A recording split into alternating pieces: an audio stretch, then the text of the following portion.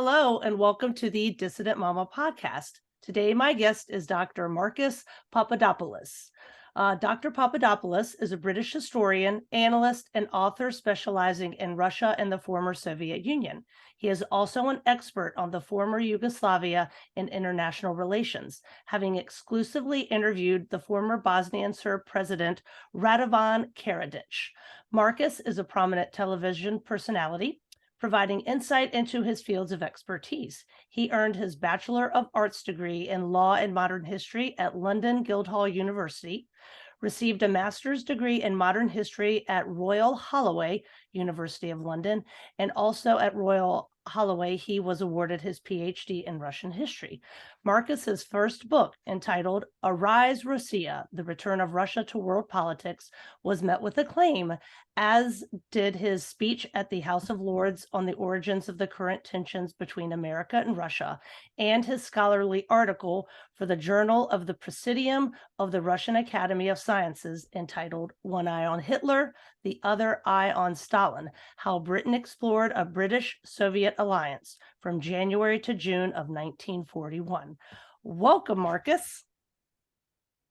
Rebecca, I'm both grateful and honoured to have been invited onto your podcast channel. For someone like me, whose interpretation of certain periods in history runs contrary to the official narrative of the West, and who is critical of Western foreign policy, there are very substantial limitations placed on people like me by the Western ruling elites in terms of who we can give interviews to. So when I received your email inviting me onto your podcast channel, I read it with great pleasure, and I am immensely looking forward to our conversation.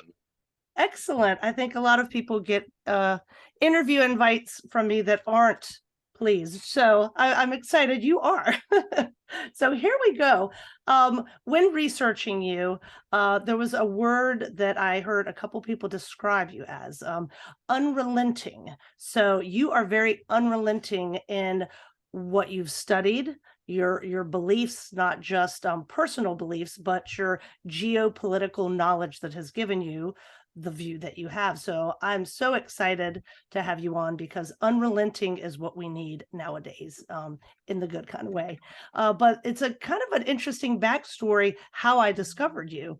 Dr. Clyde Wilson, who is a mentor of mine, had emailed me saying, wow, there's this British guy who knows what's up about Southern history, and he gets that, the Southern people were kind of the first victim of the Yankee Empire, so to speak, or U.S. hegemony.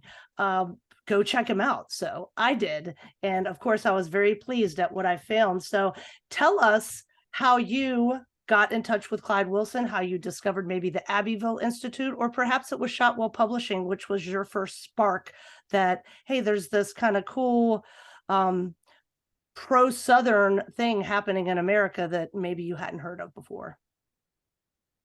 Well, I should say, first of all, that I developed a passion, a love for politics and history at a very early age, something like from the age of 5 to 6.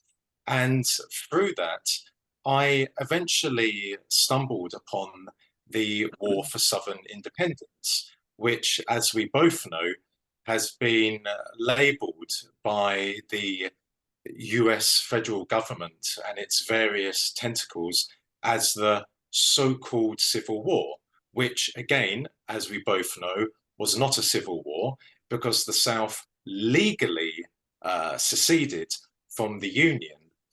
And as a result of having come across in books and in historical documentaries, I came to learn about the South and its people, and I was struck by the South's fervent love of God, of their culture, and of their heritage, and how they took a very, very courageous decision to secede from the Union and to fight for their cultural and spiritual values, their national identity. And having discovered that, it just led me on to carrying out further and more serious and more professional research into the South. And when I learned about the sacrifices that the Southern soldiers and the Southern civilian population made, and the horrendous crimes against humanity which were committed against them by Union forces and the government of Abraham Lincoln from 1861 to 1865. And then following the war, the beginning of cultural genocide against the South, which, as we both know, continues to this very day. I felt it imperative for me to go on and discover even more information about this part of America. So from there, I naturally carried out research and I came across the Institute. And I was, one of my first impressions of the Institute was how not only professional and highly competent it is, but it's very humble. It has no pretense about it, like many institutes in America or in Britain, where they consider themselves to be not only higher than everyone else in society, but indeed higher even than God. And the various conferences, events, and speeches that I watched and read about on the Institute's website told me that this is an institute I need to follow on a regular basis and I need to make contact with. So after I gave that interview late last year, in which I described how the first victim of the federal government of the United States, or perhaps we can call it even more precisely, New England, was the Confederate States of America, the South. I considered it inevitable for me to send a link to the Institute. And as a result of that, here we are having this conversation now. Yes, and we talked a little bit before the interview last week, and you were saying how something like the Abbeville Institute or anything that's not just parroting, U.S. hegemony, your England, as you would call it, is really hard to come by in your neck of the woods across the pond, and that, maybe we should feel fortunate that we have it here. Give people a sense of what's going on in London and England and Western Europe, and perhaps how it is worse there as far as censorship goes. In my opinion, the Western world is dead, and it died many years ago. It didn't die following the so-called COVID-19 pandemic, something which from day one I had grave suspicions about, and a narrative which, in my opinion, was no more convincing as the narrative about Russia being a threat to peace and civilization in the world. But it is the case that whilst the situation in America is very, very bad, in Britain, the situation is even worse. What many Americans are not conscious of is, yes, freedom of speech in America has been seriously curtailed over the years, but you still have more freedom of speech than people in Britain. And what I am delighted about is that whilst everything that came with the wretched unforgivable COVID policy imposed on British society by the British ruling elite, there is a positive which emerged from it, in that a very significant percentage of British people have now awoken. They now realize not only the true nature of the British ruling elite, of which the royal family and the aristocracy are at the heart of, but they also realize that Britain is not truly a democracy. Now, I'm not going to say that any country in the world is a perfect democracy. No. But in the case of Britain, not only do we have a head of state, the monarch, who has not been elected, and an upper house of parliament, the House of Lords, which also has not been elected, but also British people today, if they express feelings of pride at being British, feelings of pride about British culture, then they can be penalized. And significant numbers have been charged by the police with hate crimes. Now, quite a number of those never made it to court.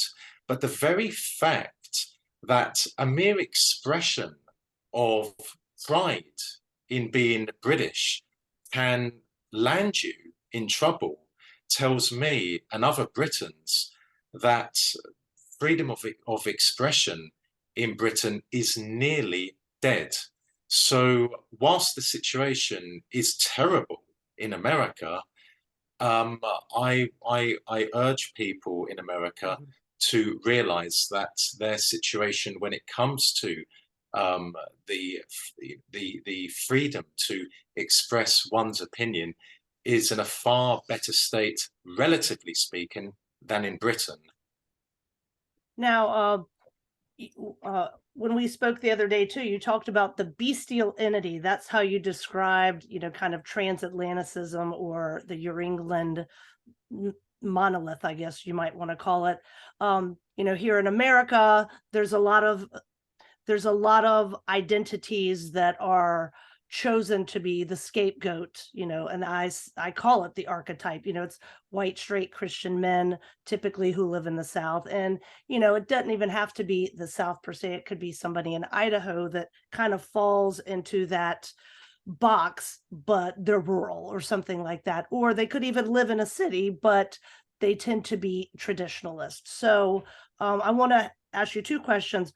Why you think the United States has chosen particularly the South to beat up upon, and B, who are your Southerners in England? Who's the scapegoat there that's always blamed for everything?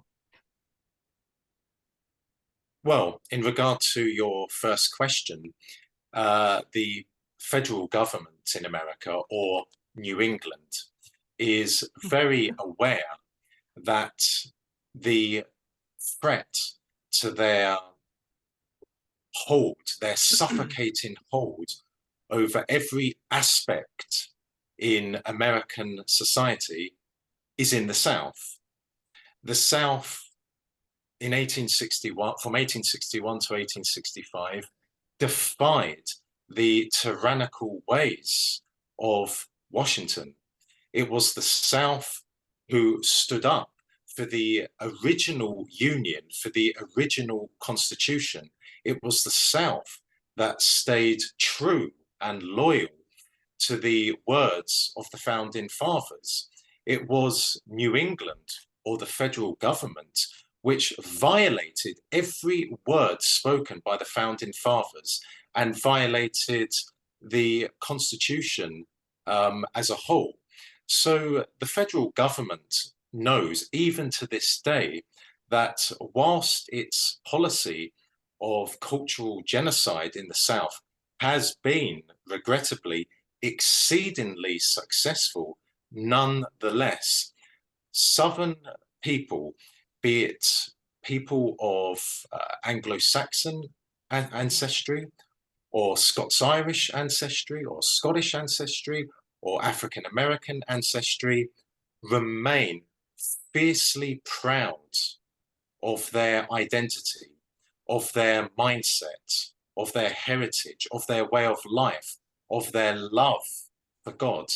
And therein lies the worry for the American federal government, that the South, as has been said, could very well say one day that we will not be treated not like second-class citizens or third-class citizens, but like fourth-class citizens. We will not endure being humiliated and being not just vilified, but being demonized. And the South is truly American, whereas in my opinion, the northern states as a collective is not American. Now I say as a collective because there are many fine Americans in northern states, including states such as California and New York, Americans who are extremely proud and protective of their cultural and spiritual values. But there are so many more of those kind of Americans in the South. So that is why we saw a few years ago, the federal government increase the campaign of cultural genocide in the South by vandalizing Southern monuments and by destroying Southern monuments. Now,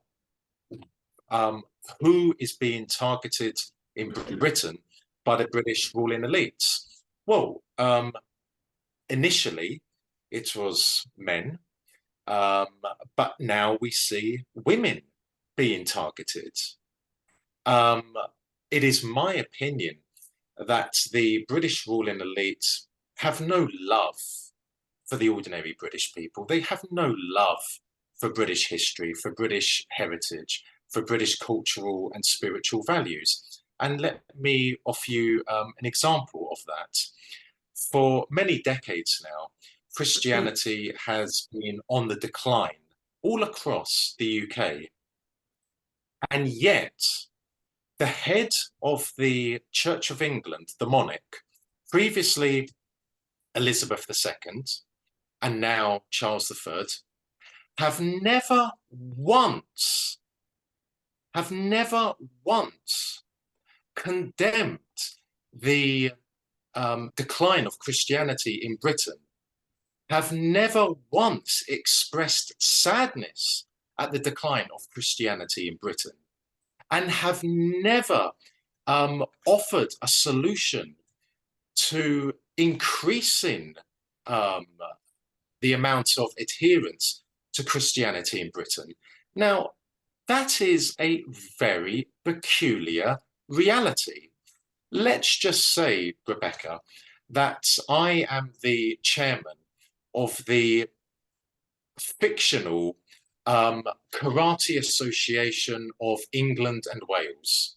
It is my job to promote karate. And let's say that the amount of people studying the art of karate is rapidly deteriorating in England and Wales. And yet, I do not speak about that at all.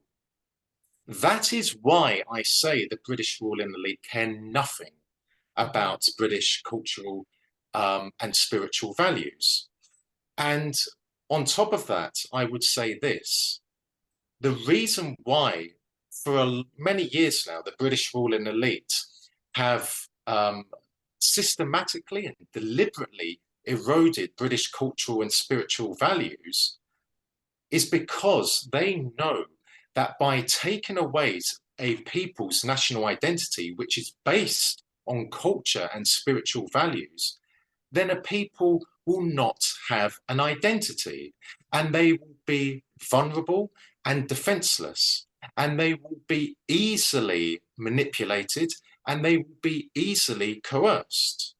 So many people in Britain now because they no longer feel British, or they're fearful of expressing pride in being British, identify as a man or a woman. So now the British ruling elite have turned their attention to eroding the male identity, the male gender as a whole, and the female identity and the female gender as a whole. So if the British ruling elite are successful in that, in their endeavour, and if no halt is put to that, then what can people in Britain identify with? They can't identify with being British because the culture has gone. They can't identify with being Christian because Christianity is, as I said, rapidly declining. A man can't identify as being a male because that has been eroded. A woman can't identify as being a female because that's been eroded. So they just become, in effect, a number. So that is the situation regarding who is being targeted in Britain. As I said, initially it was men, but now it is women. And I guess because, there had been at one time for a very long time, an English identity. English people were a thing, and people in England could all identify as it, even if they came from different parts of England. I guess they had to go after the genders because, in America, we had all these different kinds of people who had come together and the subgroups. And then because of the war that you had mentioned, it was just so easy to vilify the one people who stood up against it. Brexit, I would assume, took a big part of this too. Like anybody who was pro-Brexit, were they kind of just lumped in as traitors, or how were they described when that all went down? Well, many leading Brexiteers and also ordinary people in Britain who supported Brexit were inevitably categorized as neo-Nazis or fascists or right-wing extremists or white supremacists, which of course is preposterous nonsense. Such allegations were never corroborated with even an ounce of evidence. The reality is that the reason why people who voted for Brexit, were labelled in such a disgusting manner is because they were proud of their British identity. They were proud of their British heritage. And therein lied the reason for why they were attacked. But the irony is that whilst I supported Brexit, I said at the time that if Brexit occurs, which it did, and when Britain leaves the European Union, there will be no change in British domestic policy or British foreign policy. And what do we see now? Ever since the Russian military campaign commenced in Ukraine on the 24th of February 2022, we have Brexiteers in Britain calling for Ukraine to be admitted into the European Union. So that is why I said then, and I say now, the British ruling elite, which includes Brexiteers as well as liberals in inverted commas, they're not real liberals, hence why I say liberals in inverted commas, and the European Union are two sides of the same coin. Mm-hmm. The core of the West, the core of the Western ruling elites is the American establishment, the British establishment, the European Union, and NATO. And we must never forget that. Right. And you had mentioned the decline of Christianity in the West and how, the Queen and now the King are the head of the Church of England. And I think we forget about that here, and how it has been such a concerted effort where you live and in the United States too, to really go after not all religions equally, but specifically Christianity. And you said on Twitter, the concerted attacks on Christianity in the West is inevitable, given that the Bible is historically the most important pillar in the Western world, and thus it stands in the way of the new society under construction, a society which will abolish every pillar of civilization. So there's a lot of paganism going on in the United States too, but I feel like I see a lot of it going on in Western Europe, and people who are even traditionalists or people who say they're leaving, the left-wing world, they see it as a return to roots. But you and I think, would agree they don't understand that what built their culture and made it flourish was Christianity. Christendom was the basis of that. When you talk to people about that, do they look at you like you have two heads, or what can be done specifically in Western Europe to get back to those roots? For many decades now in Britain, Christianity has not only been undermined, but it has also been mocked. Initially, it was mocked implicitly.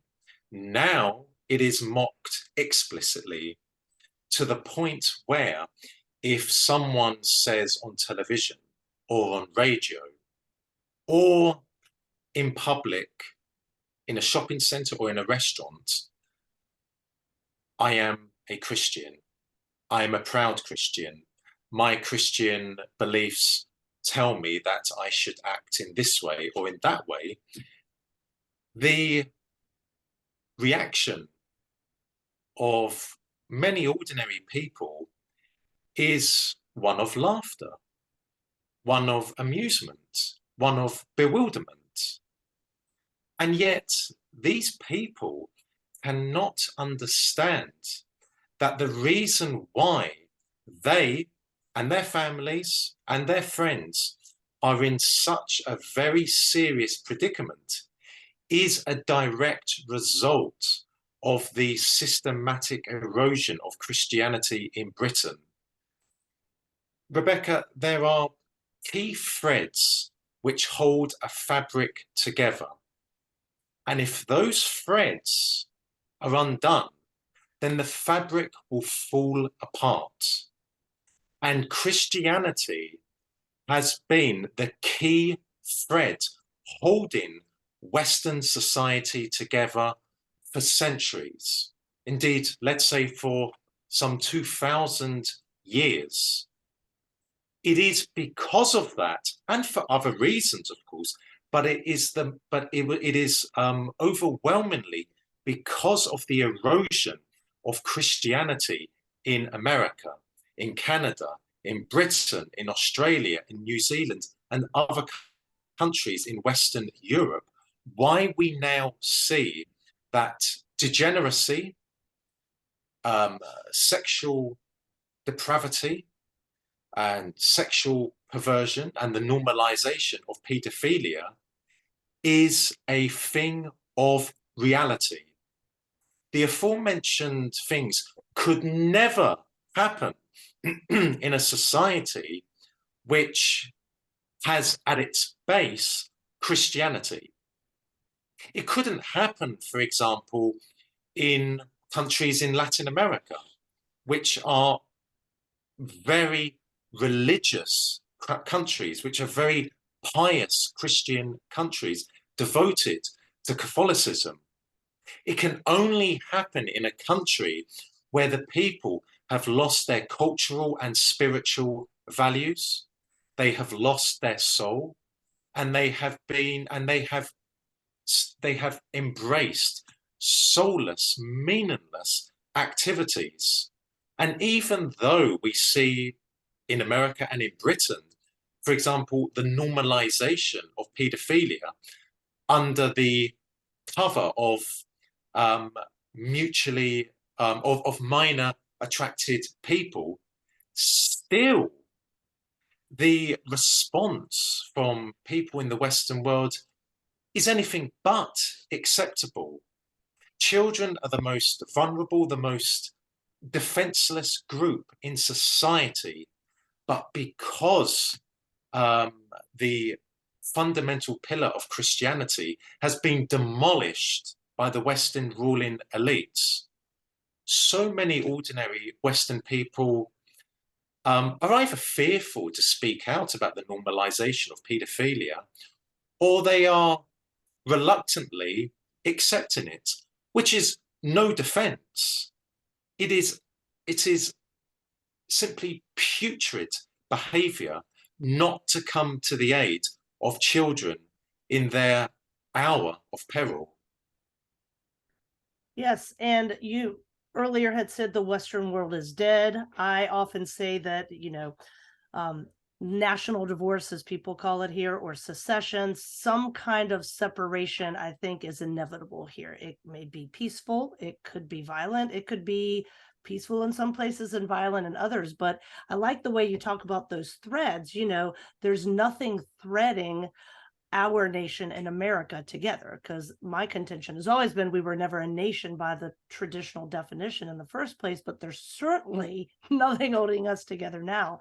So I would like to know what your opinions would be on secession or national divorce here, especially since you're an expert on ex-Yugoslavia and how they were brought together after, or cobbled together after World War II, and then have since separated over the decades. But also, is there anything like that that could happen in England? Because y'all were actually a nation, y'all were actually a people at one point, that shared a lot in common. So your thoughts on it here and then in England as well. As I said at the beginning of our conversation, the Western world is dead, and it is simply futile for people in the West to believe that the Western world can be saved. No, it can't. It's dead. However, we can create a new Western world. Once something dies, it's died. It's dead. It's 6 feet under. We have to accept that. We have to learn the lessons from as to why it died and build something new. In regard to Yugoslavia, initially after World War I, the country was called the Kingdom of Serbs, Croats, and Slovenes, and then it became the Kingdom of Yugoslavia. And then after World War II, it became the Socialist Federal Republic of Yugoslavia. Now, I wouldn't draw analogies with the last Yugoslavia, Tito's Yugoslavia. Why? Because the people in the former Yugoslavia, with the exception of the Albanians, in ethnic terms are the same people.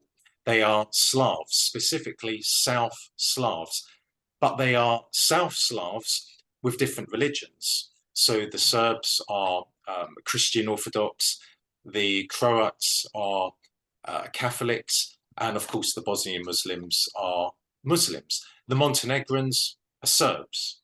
I often say that not all Serbs are Montenegrins, but all Montenegrins are Serbs.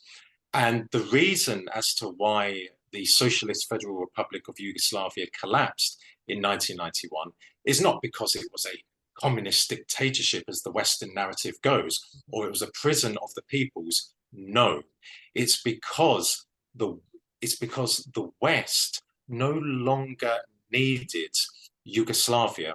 The Cold War was over. Soviet communism in Eastern Europe had collapsed. The Soviet Union in 1991 was on its deathbed.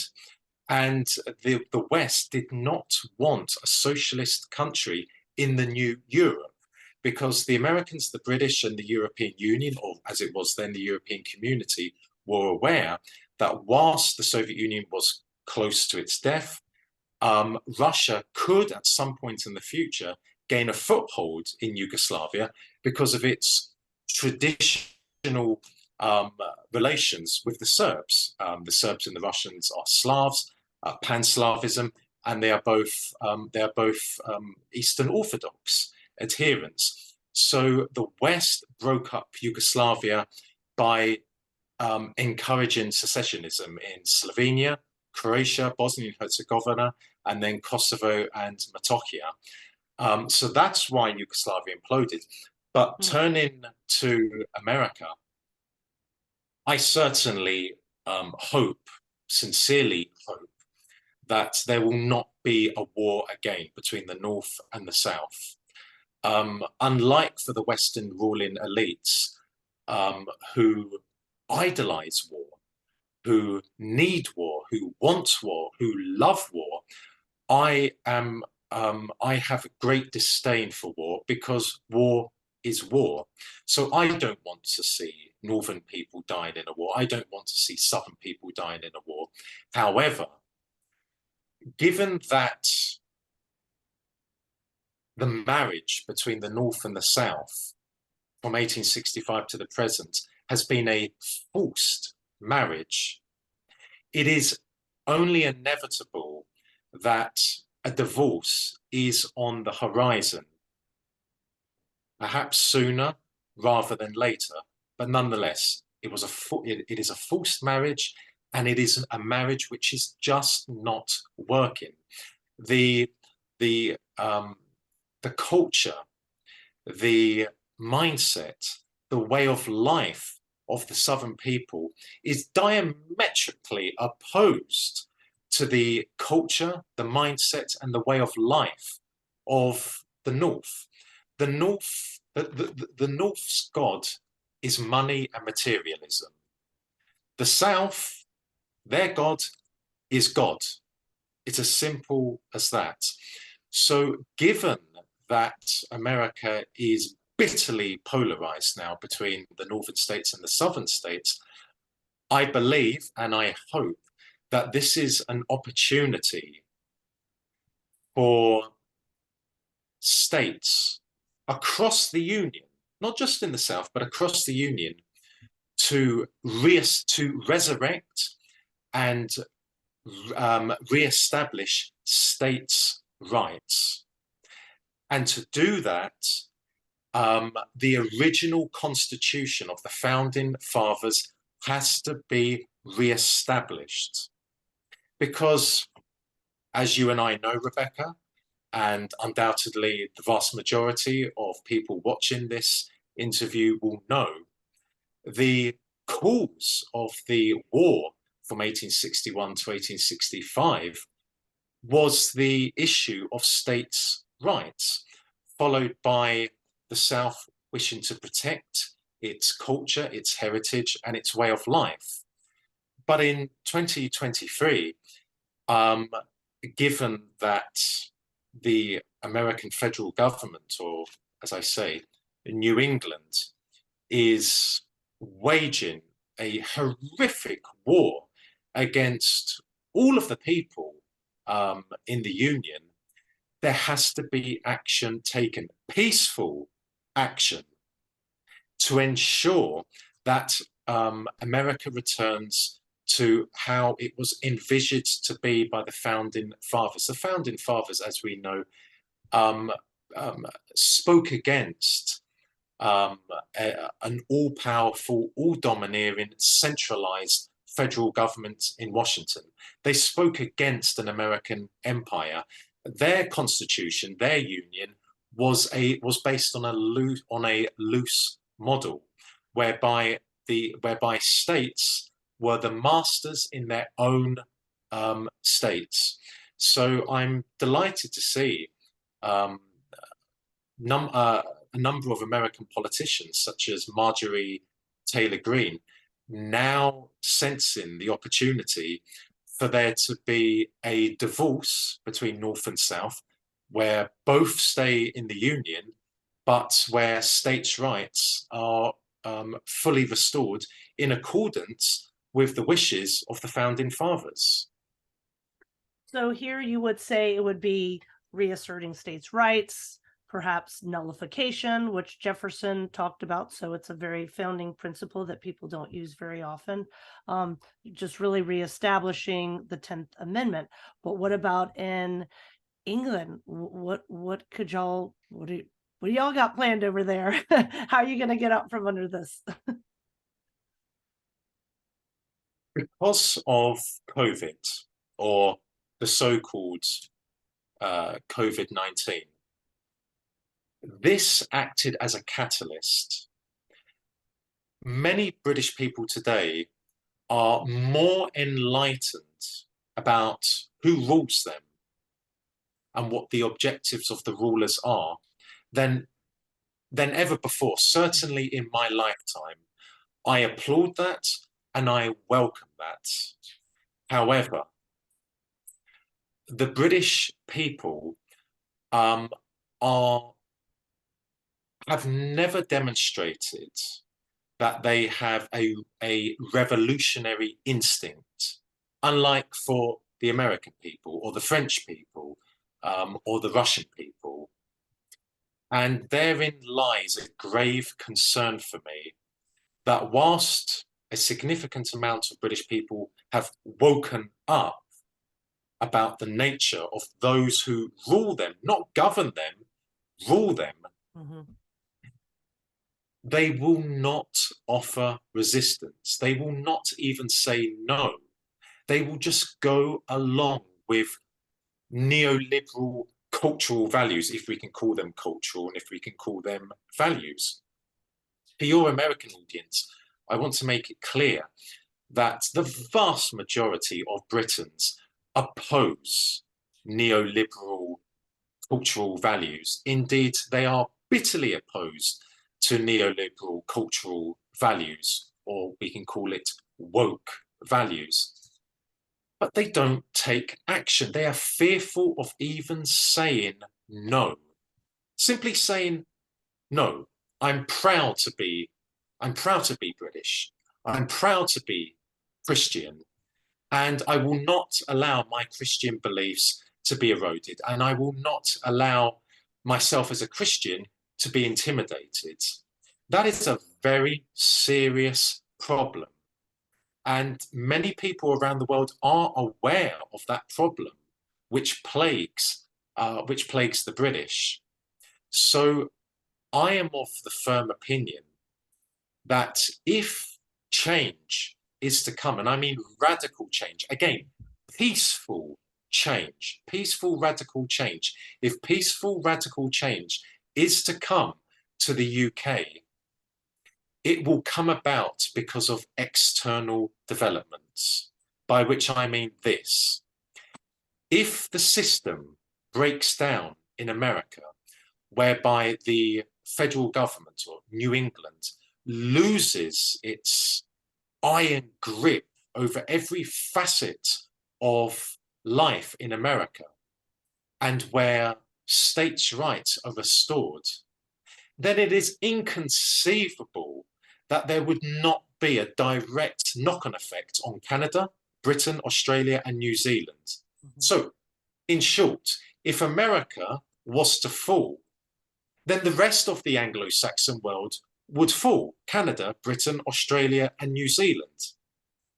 Furthermore, if there is to be peaceful, radical change in Western Europe, for example, in either France or Germany or Italy, then that would pressurize the establishment in Britain.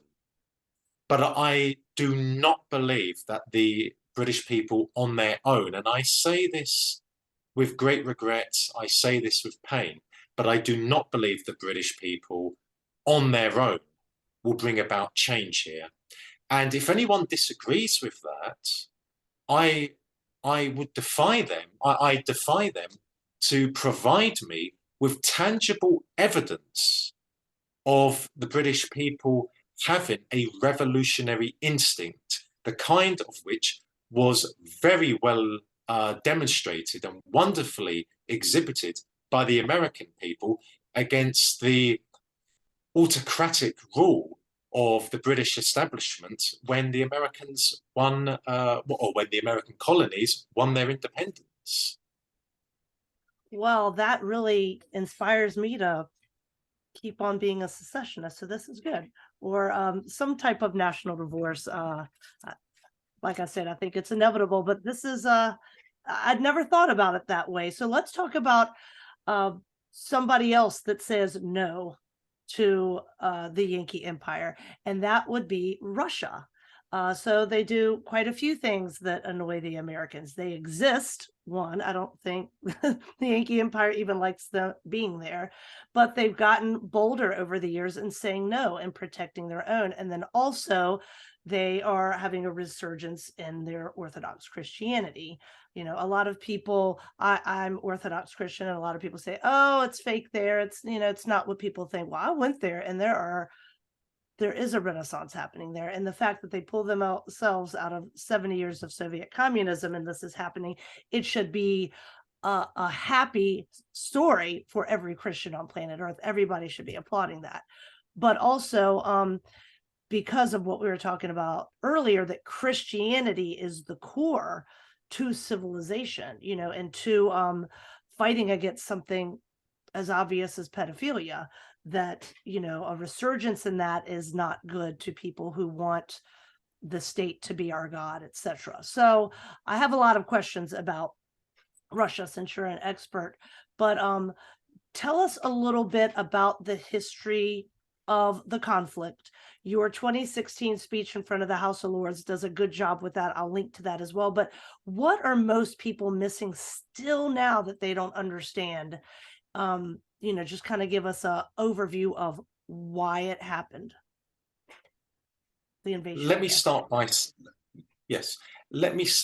saying that in the old Soviet Union, there were only two regions which did not wish to be a part of the Soviet Union.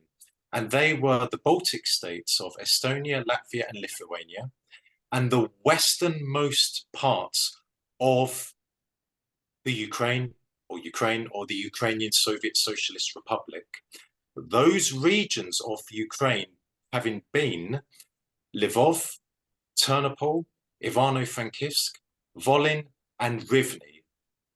Everywhere else in the USSR, the people wished to be a part of the Soviet Union. Russians, Belarusians, Ukrainians, Azerbaijanis, Moldovans, Georgians, Armenians, Kazakhs, Turkmen, etc., etc.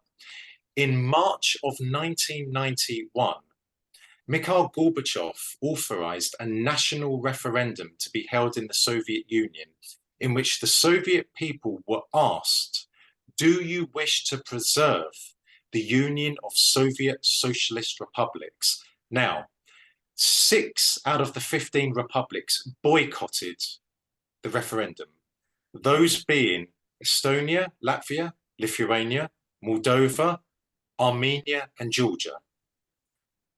The rest of the republics participated, and the overall result was this, Rebecca. 77% of the Soviet people voted to keep the Soviet Union. In the Ukrainian Soviet Socialist Republic, just over 70% voted to remain a part of the Soviet Union. In Central Asia, Soviet Central Asia, Kazakhstan, Tajikistan, Turkmenistan, Kyrgyzstan, and Uzbekistan, the figure was over 90%.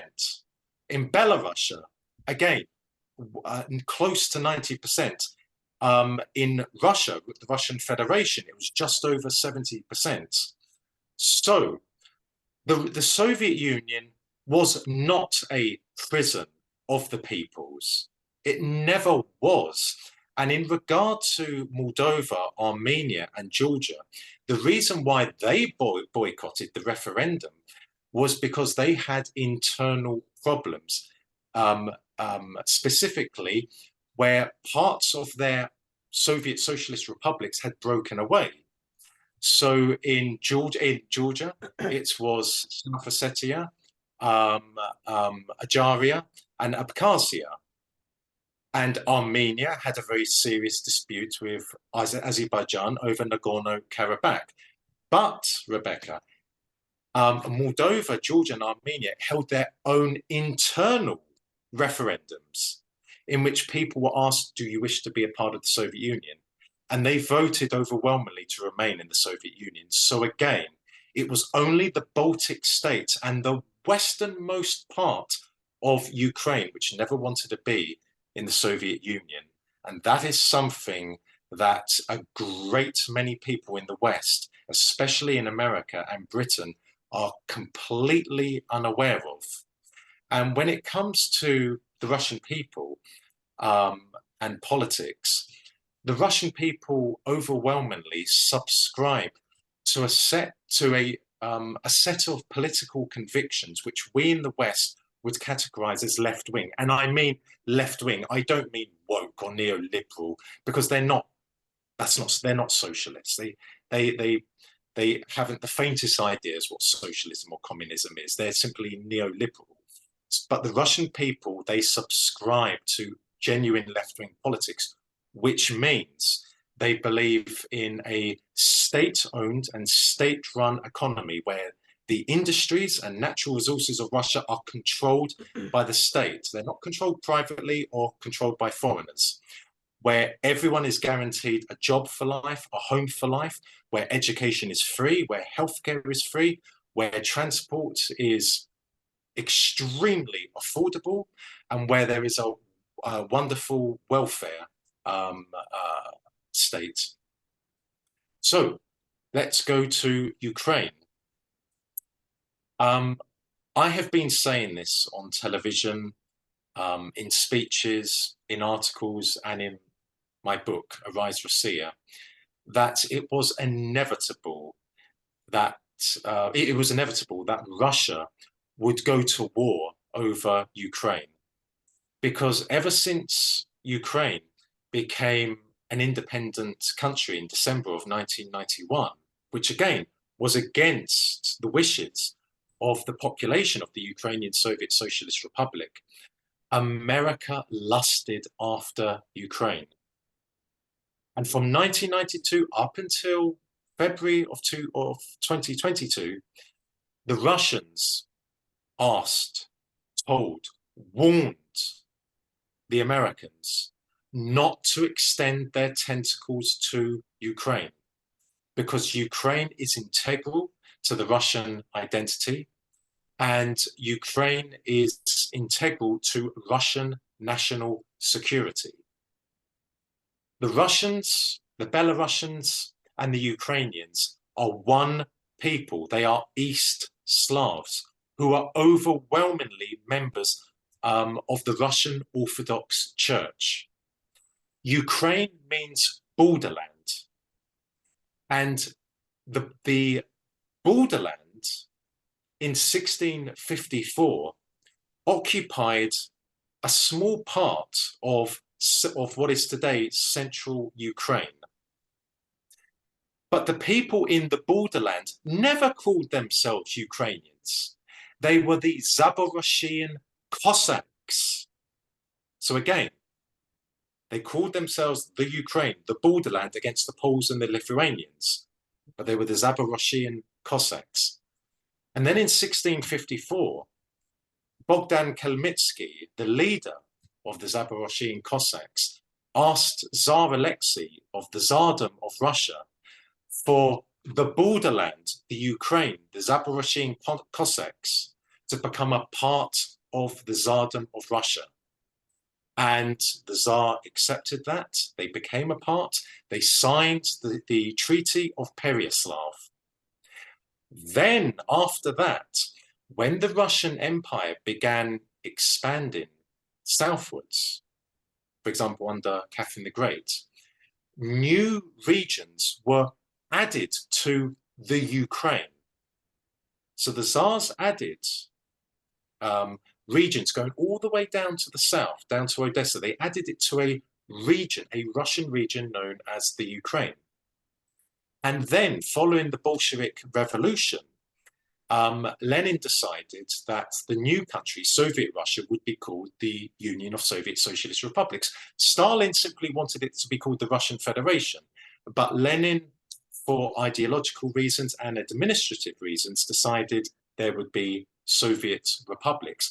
So he took what is known as Nova Russia, historically a region known as Nova Russia, the eastern part of what is today Ukraine, down to Zaporozhye, and he attached that to the Ukraine, what the Tsars did. But this time it was the Ukrainian Soviet Socialist Republic.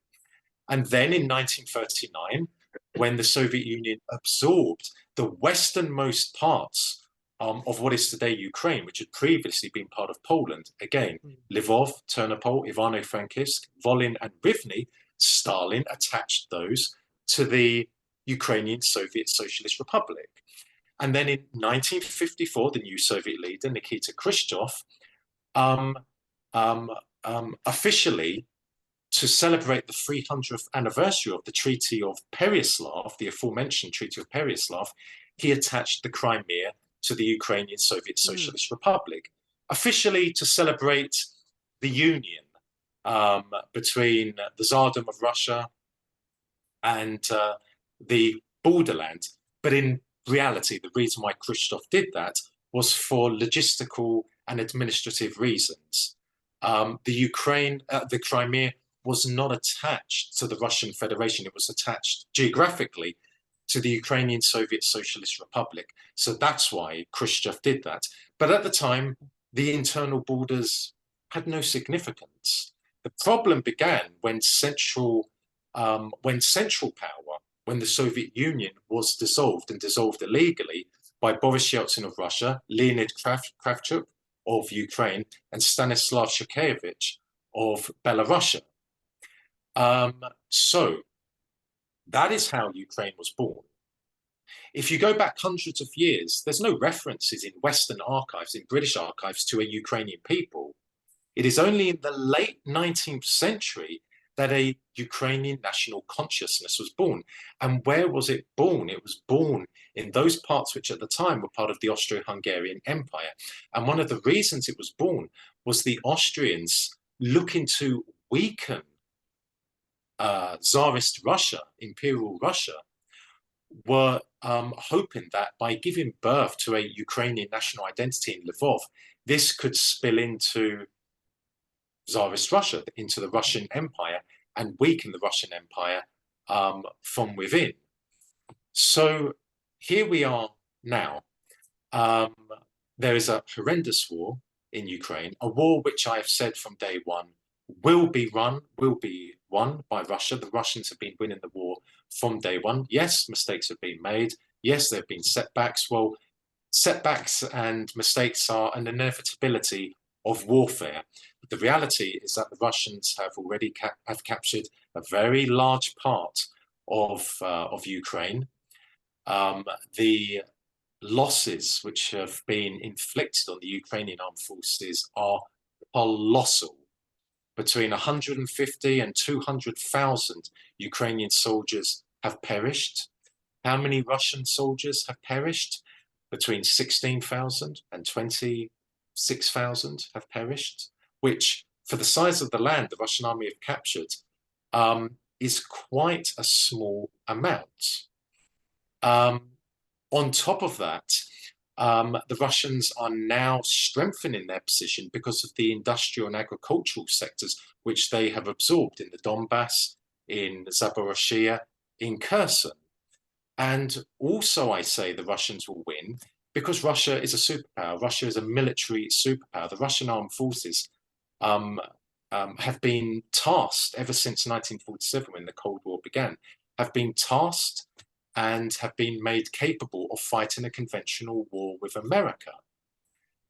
What percentage of the Russian armed forces are in Ukraine? Well, I would say between 10 and 15%, certainly no more than 15%. So that tells you that if Russia really wanted to win in Ukraine within days, they could do so, because they have at most, at the moment, 15% in Ukraine, which is a very, very small amount. So Russia will emerge victorious.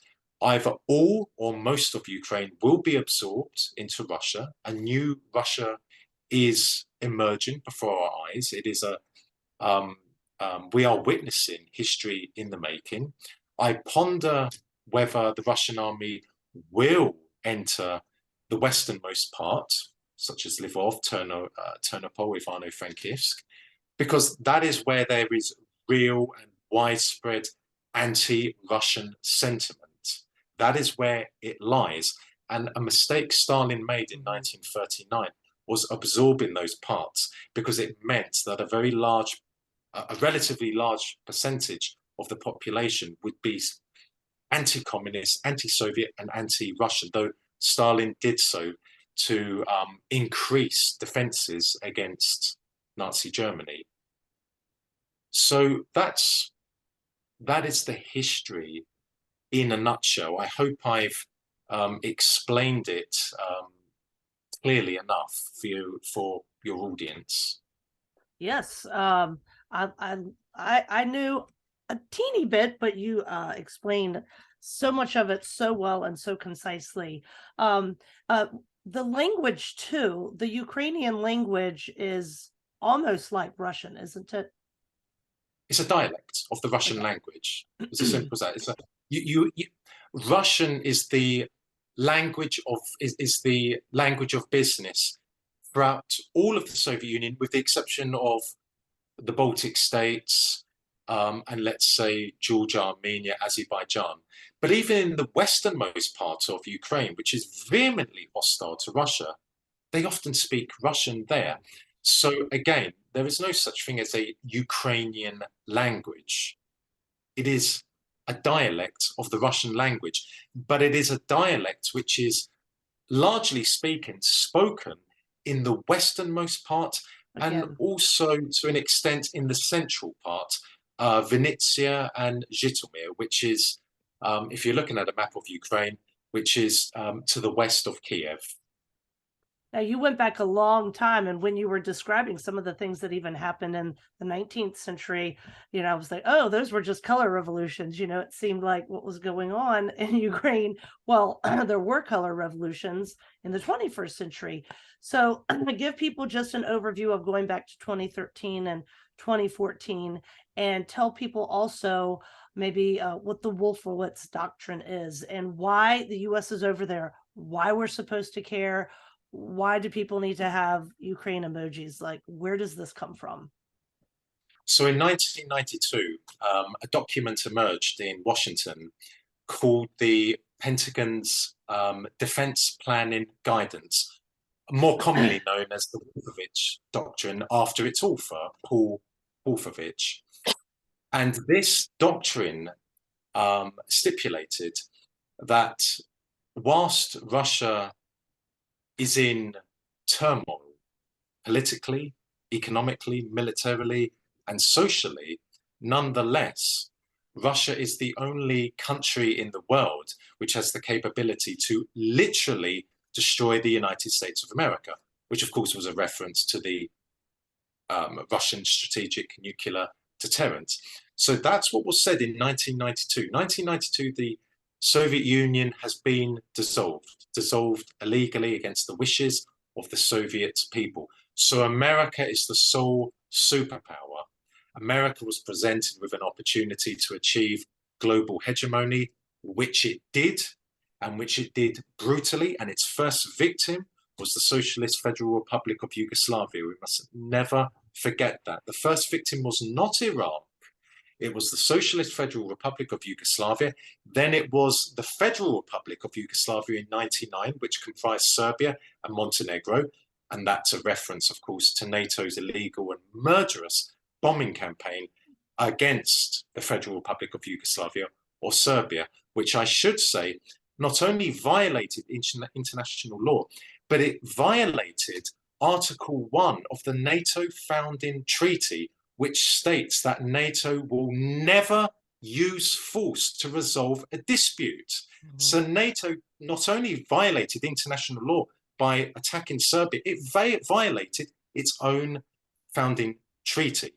So as a result of the Wolfowitz Doctrine and other factors, the Americans began lusting after Ukraine.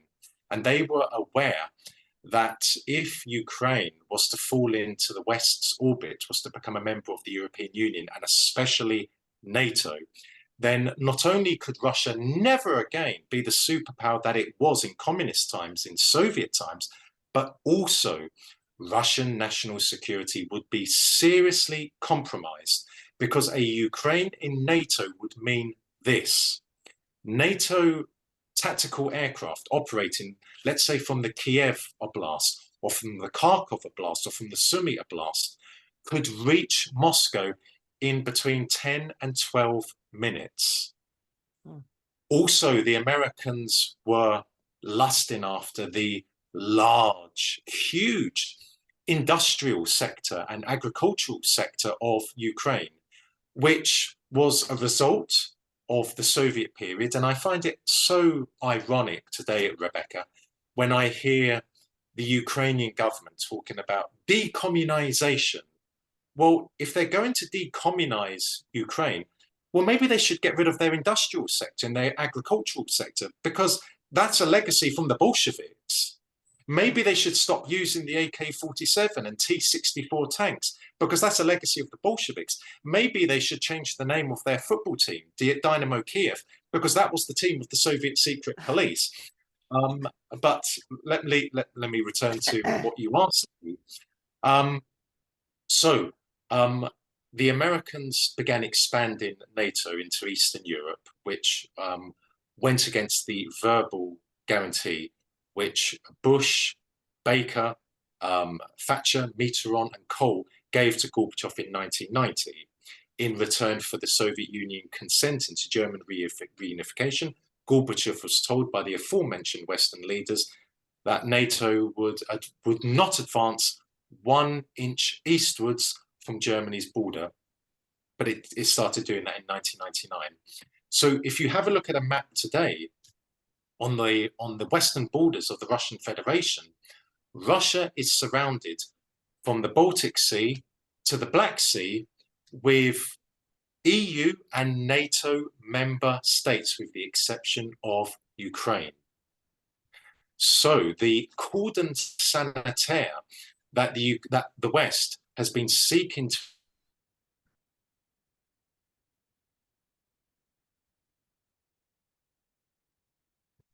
Marcus, you froze. incomplete because of many years ago, and I've been saying ever since that Russia will never allow Ukraine to enter NATO. And Russia, I said this in my book years ago, and I said it even 15 years ago, I said they would never allow Ukraine to join NATO. But then at the end of 2013, protests emerged in Kiev against the then presidency of Viktor Yanukovych, whose election victory in 2010 was recognized by both America, Britain, and the European Union. But it was very clear to me at the end of 2013 that these protests were not spontaneous protests. They had been engineered, planned, and trained by outside forces. They were very professional, highly competent. And those protests continued into 2014. And then in February of 2014, there is a coup. On the face of it, carried out by the protesters. In reality, this was a Western engineered coup. And those protesters had been trained by the West in the Baltic states and in Poland in how to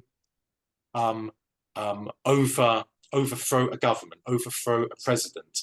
And they used violent measures, very violent measures. Because of the coup, Yanukovych, Viktor Yanukovych, he fled eventually to Russia, and Ukraine was torn out of Russia's orbit, brought into the West's orbit, and from 2014 up until February of 2022, Ukraine was militarized by the West. The West turned the Ukrainian armed forces into a very large extension of NATO.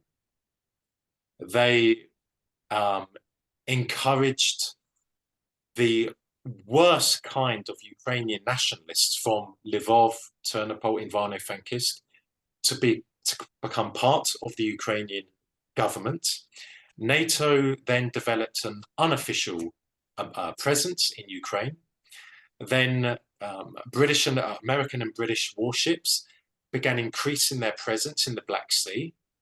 The Ukrainian ports of Ochakov and Odessa were refurbished to accommodate British and American warships. So that meant it was inevitable that Russia would take military action. Mm-hmm. The Western ruling elites knew that by militarizing Ukraine, by turning Ukraine into this fanatical anti-Russian state, which was baying for Russian blood, and I don't mean the ordinary population of Ukraine, I mean the Ukrainian elites, baying for Russian blood, coupled with a NATO presence in Ukraine, coupled with a growing NATO naval presence in the Black Sea, meant that Russia would take military action at some point. The West knew that, and that was their opportunity. Once the Russians deployed their military into Ukraine, that was an opportunity for the West to impose the greatest and most severe sanctions it has ever imposed on a country in its history, in the hope that that would destroy the Russian economy. And if the Russian economy is destroyed, Russia would no longer be a superpower. And today, Rebecca, there are over 14,000 Western sanctions on Russia. Think about that, over 14,000 sanctions on Russia. Followed by Russia is Iran. But Russia is well ahead of Iran, Cuba, Venezuela, North Korea, nearly over 14,000. But the Russian economy, as I said before, the Russian military campaign began in Ukraine, and after it began, I said not only would the Russian economy prevail or withstand the sanctions, it would prevail. Why? For 8 years, from 2014 to 2022, the Kremlin was preparing the Russian economy to withstand the toughest sanctions the West had ever imposed. Why? Because the Kremlin knew that it would be compelled to take military action in Ukraine. So for 8 solid years, the Russian government was preparing the Russian economy for an economic war with the West. And, you know, I'm going back to Russia's faith, that I really think that is one of the things. Perhaps Russia wouldn't be so hated if they were doing everything they're doing now, but, you know, orthodoxy wasn't on the rise there. And then you've mentioned Serbia before. You know, I think that's one of the reasons that the Serbians were bombed so badly, is because they were brimming with Orthodox Christians. You know, and then you have this religious fervor here of even people who are Christian just believing, going in lockstep of whatever the regime that hates them is telling them to believe. So it's just mind-blowing there. What is going on the ground in Ukraine? You know, I read something in Christianity today that was like, oh, you know, Putin's targeting evangelical churches, and, you know, they're really trying to destroy the presence of non-Orthodox there. I just am skeptical. So I want to know what you know about that, as far as, you know, also in my opinion, and it's an opinion because I've been listening to smart people who said, you know, Putin has been cautious. He didn't want to have a lot of civilian casualties. He wanted to try his best to protect holy sites, et cetera, et cetera. So I also find that would be odd to, hey, let's ignore that onion dome, but let's go get, you know, this Baptist church over here, you know. So what's going on as far as Putin targeting evangelicals in Ukraine? Well, you're right, Rebecca, to be skeptical of the articles, the reports you have observed. I have neither the time nor day for Western mainstream journalists or Western mainstream academics. They are not true journalists. They are not true academics. They are galvanized in life by the love of money and status. And indeed, some of them covertly work for Western intelligence agencies. So again, I care nothing for what they think or what they say. They are, put simply, putrid creatures. Now, turning to the contest between the West and Russia. Not only are we witnessing a political war between the West and Russia, a military war between the West and Russia, an economic war between the West and Russia, but we are also witnessing a cultural war between the West and Russia, a clash of cultures, a clash of civilizations. For many years now, the West used neoliberal cultural values, or woke, against Russia, as it does against Iran, as it does against Syria, as it does against Cuba, as it does against Venezuela. But the Russians are fiercely protective of their heritage. They worship God. They don't worship money. They don't worship materialism. They worship God. And they will defend at all costs their culture and their spiritual values, their national identity. And if need be, they will sacrifice, Rebecca, millions of people, of their own people, so that the Russian national identity is preserved. Nearly 30 million Russian people, Soviet people, perished in World War II so that the Soviet motherland, so that Mother Russia would live, would not die.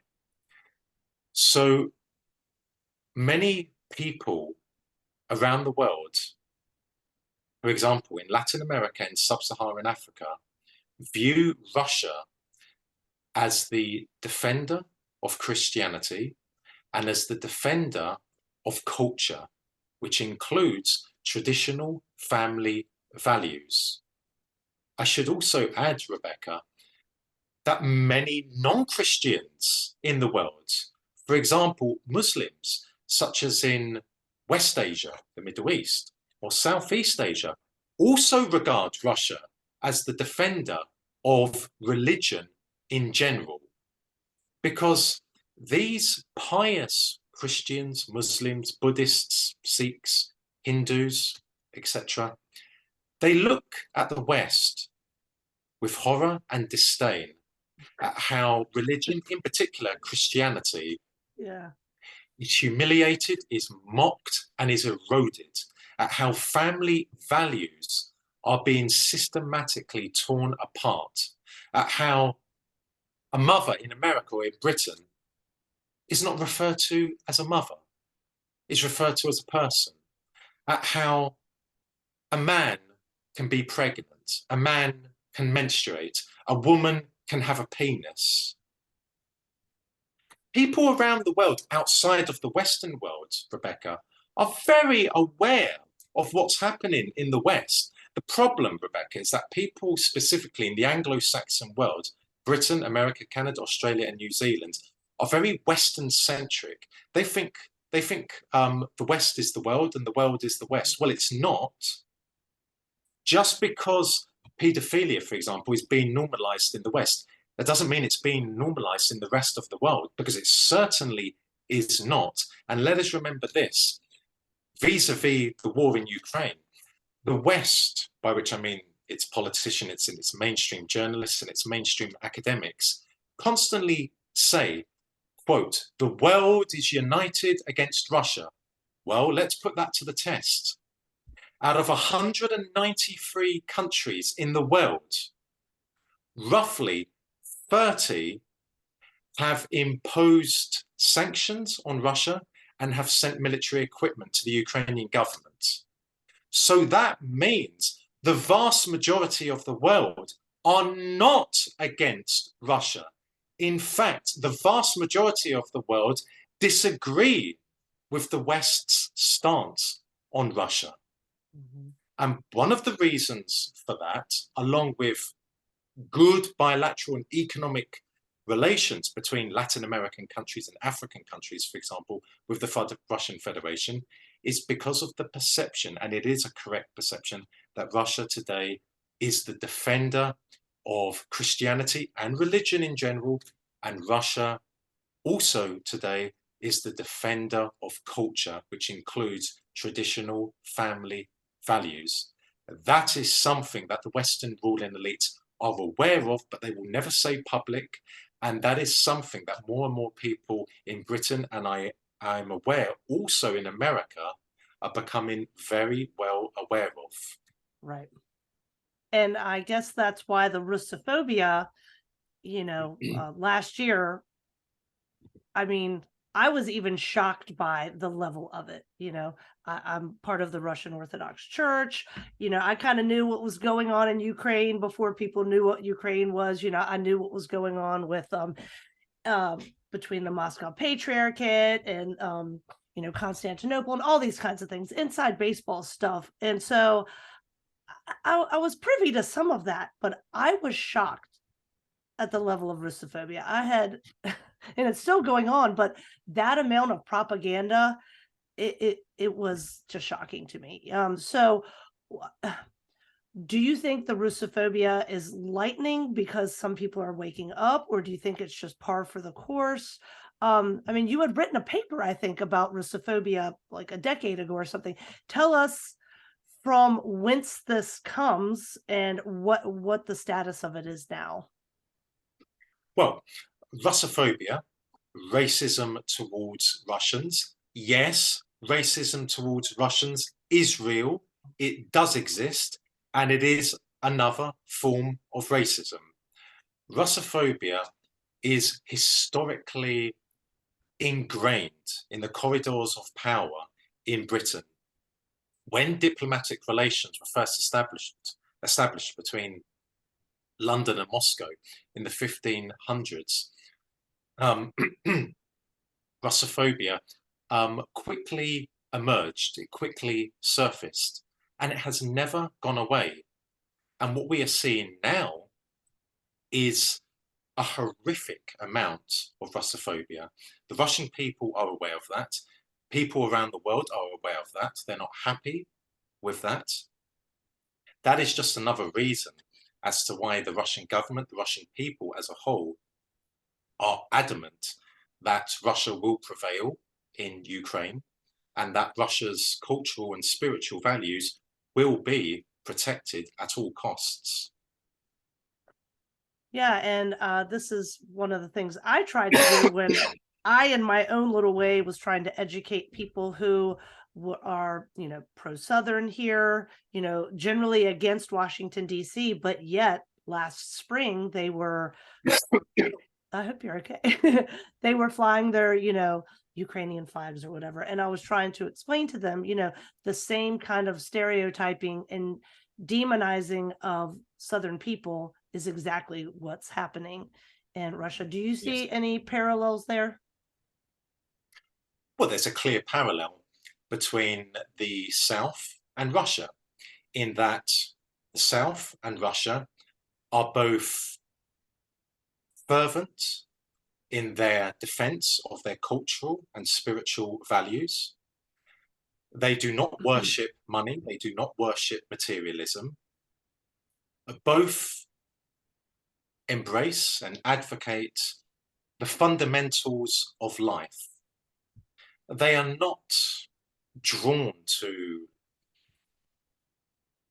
what we see, for example, in Hollywood or what we see in New England, where there is no soul and all that matters there is how many houses someone has or how many cars someone has or how many yachts someone has. So there are very clear parallels between the mindset of the people in the South and the people in Russia, and of course a very clear parallel between the love of God and the love of culture in the South and the love of God and the love of culture in Russia. But at the same time, Rebecca, there are clear parallels between Russia and countries in Latin America and in Africa and in West Asia when it comes to the love of God, the love of culture, and a fervent determination to ensure that the national identity of the people is protected. Yes, and one of the parallels I was trying to make too back a year ago is, the Southern man, the archetype as we described earlier. It doesn't have to actually be somebody from the South. It doesn't have to be a man, but they are a thorn in the side of the U.S. hegemons, and so is Russia. And you're kind of a thorn in their side too, Marcus. So I thank you for coming on my show and I could talk to you so much longer, but we have been talking for an hour and a half. I don't want to take any more of your time. So tell us anything, how to follow you, tell us where to buy your book, or any last things that we didn't get to that you would like to touch on before we leave, because I have all the time in the world. I'm good. So you can talk about anything you want to talk about. Well, Rebecca, first and foremost, it has been an absolute pleasure to discuss with you an array of topics which are of crucial importance for Americans, Britons, and all other races in the world which seek to defend themselves against the cancer of American global hegemony, which brings with it woke neoliberal cultural values. So again, thank you ever so much for giving me this platform to offer my interpretations of certain periods of history and to offer my convictions. I am on Twitter and I am on Facebook. My first book, Arise Russia, The Return of Russia to World Politics, can be purchased on Amazon. Yes, I'm no fan of Amazon, but the publishing house put it on Amazon, and I understand why. Well, you want people to buy it and read it, so it has to go on Amazon. Yes, indeed.